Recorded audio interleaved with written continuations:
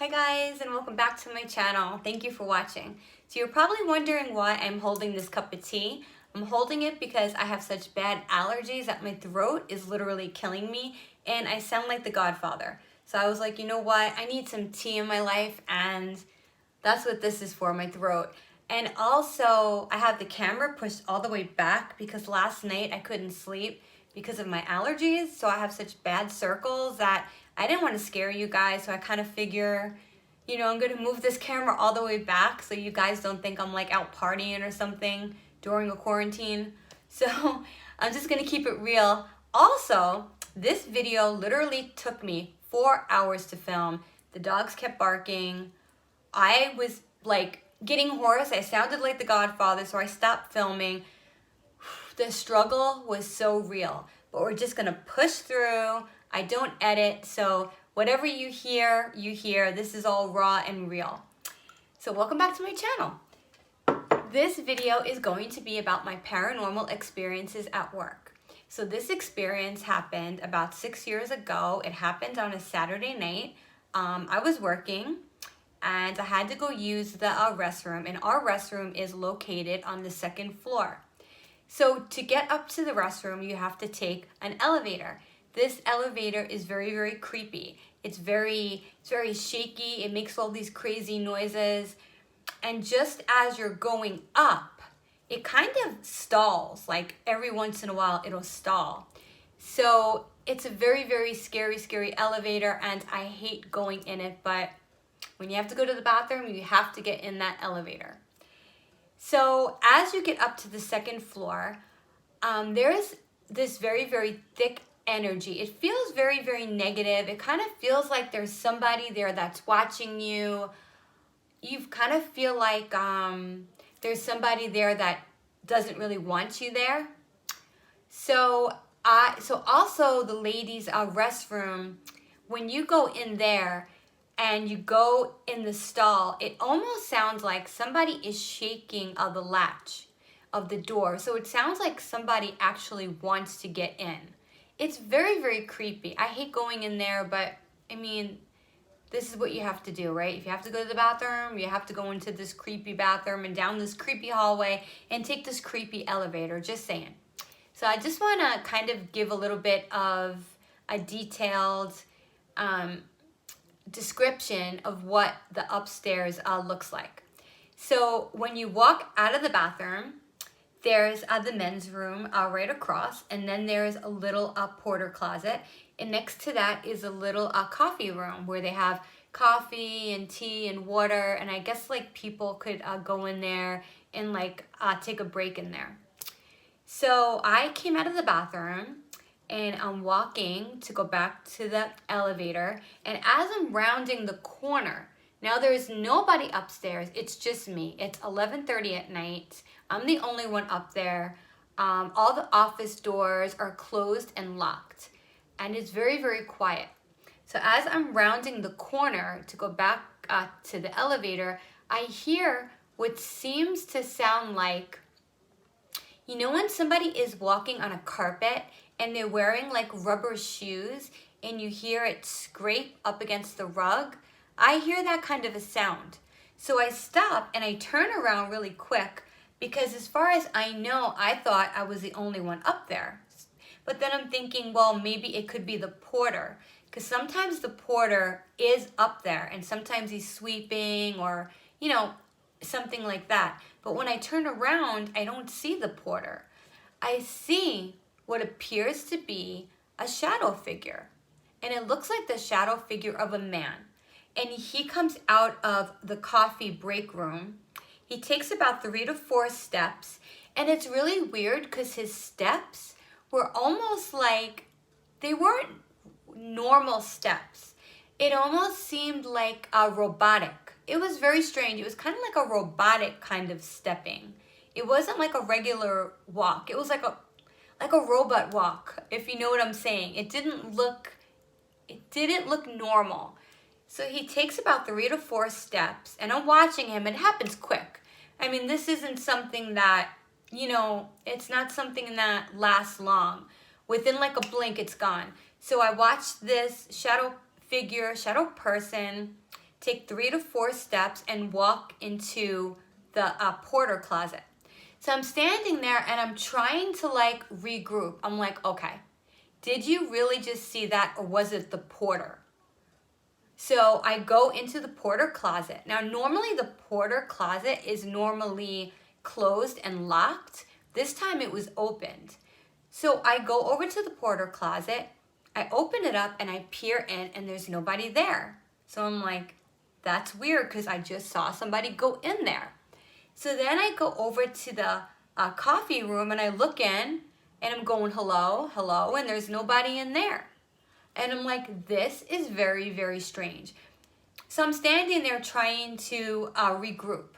So I'm like, okay, I don't know what the hell just happened here. Now I know deep down that I do know what happened, but I have to get back to work. So I'm trying to get my sanity back. So I walk down the hallway, I go back down the elevator, and I see my manager. And she looks at me, she goes, are you okay? I'm like, yeah, I'm okay. She goes, because you look like you've seen a ghost.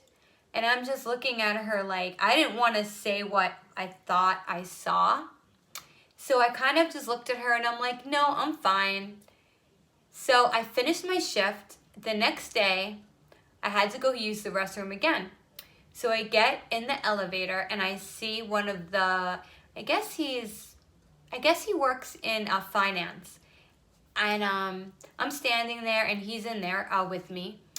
And I'm trying to be like a little bit sly, you know, I'm trying to be a little, you know, I don't want to come out and say, hey, did you see the ghost?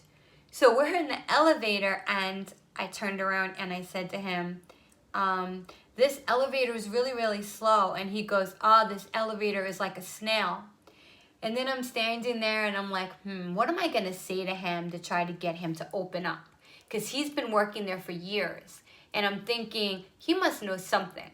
So I turned around and I look at him and I'm like, you know, this elevator is really, really creepy. And he goes, the whole entire upstairs is creepy. And then he goes, have you seen the ghost yet?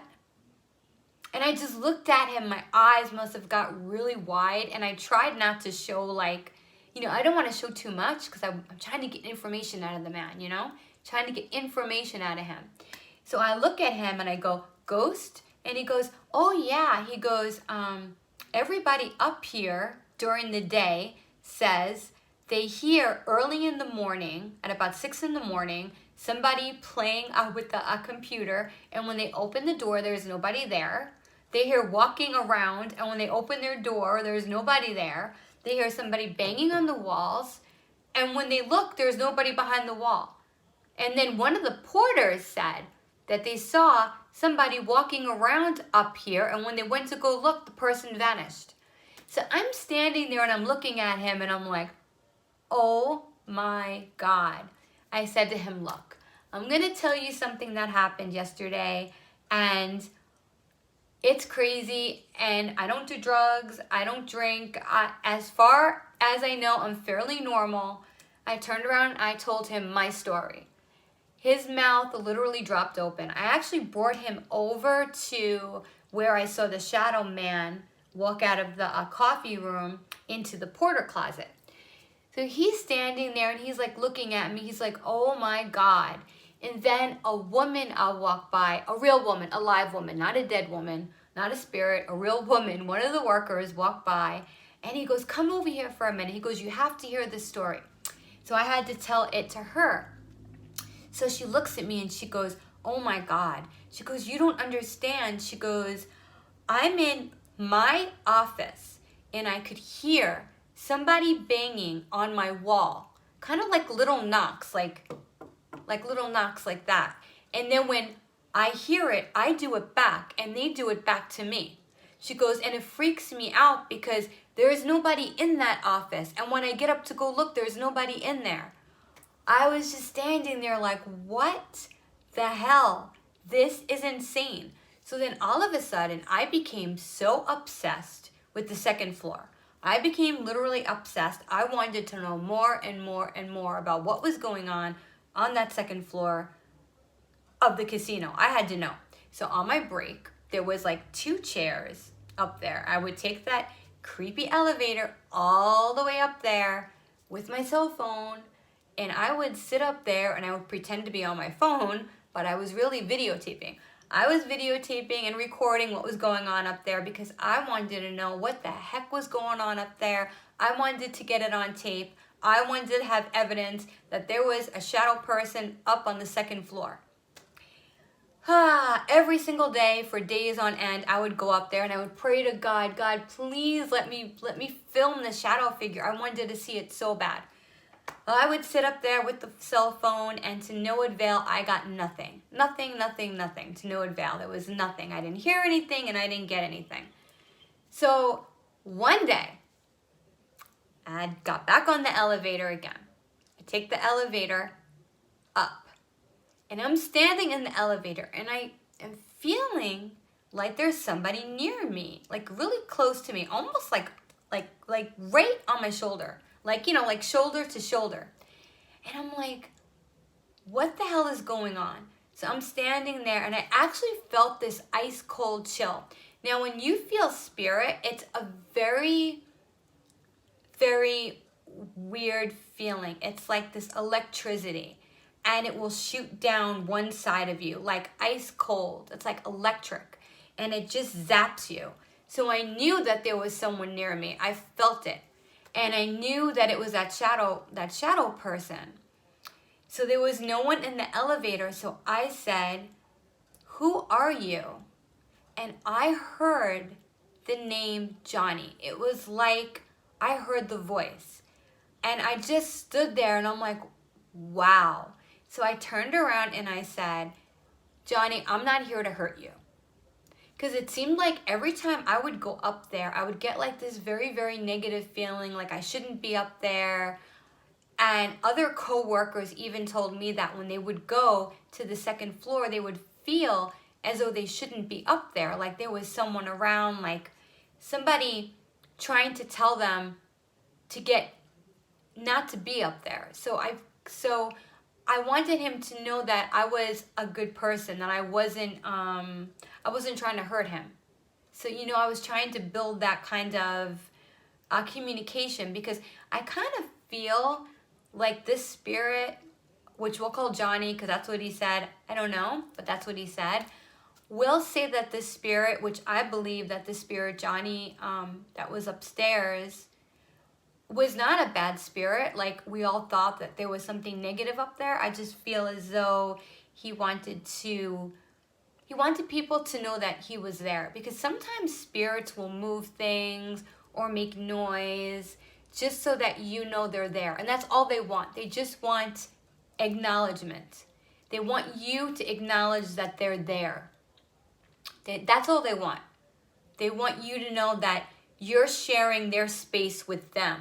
Because actually, you've walked into their world, because they were there before you entered there. So they want you to know that that's their world, and you need to acknowledge them. So from that point on, every time I would get on out of the elevator and I would go out to the second floor, I would make it a point to say, hi, Johnny. I would make it a point to say that. I just wanted him to know that I was validating him. I was validating that he was there. And I wanted him to know that I was a good person and I was not trying to harm him or harm his space. I wasn't there to do anything bad to his space. And from that point on, every time I would go upstairs, I got a very, very calming feeling. I didn't get any kind of negative feeling. I almost felt like anything negative was kind of lifted, and I kind of felt like the air up there, energy up there was very clear. It was very light. It was very, I just felt like he knew that I wasn't there to hurt him, and it was crazy how all that just happened. So also we have like this little running joke. All of my coworkers know all about Johnny. I told everyone. I just had to.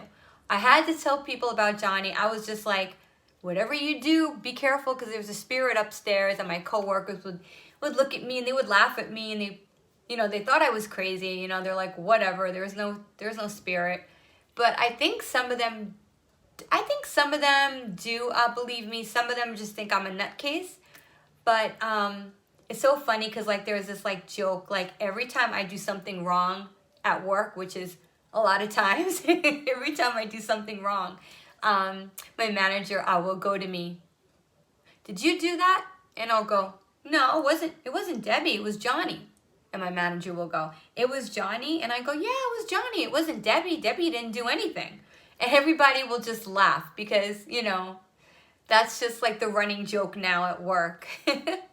Anyway, I hope you guys enjoyed my story. It was just a little short, silly story, but I hope that you all enjoyed my story. And if you enjoyed the story, please like and subscribe. Thank you so much. Bye.